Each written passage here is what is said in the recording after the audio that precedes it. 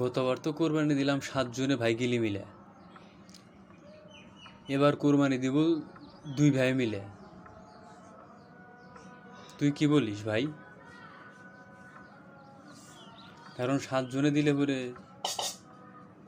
তেমন একটা মনে শান্তি লাগে না। এবার 2 ভাই মিলে কোরবানি দেব, না হইলে তো মনে তৃপ্তি আসবে না আমার। আর আমরা তো দেখছি আমাদের বাপসা ছাড়া কোরবানি দিছে 2 ভাই মিলে, আমরা কেন 7 জনের ভাই গিলিতে যাই?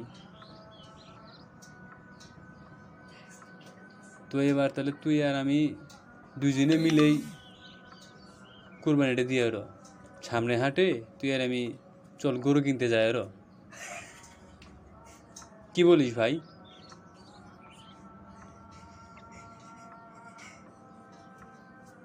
গাইস, পার্ট 2 এর জন্য অপেক্ষা করতে থাকেন।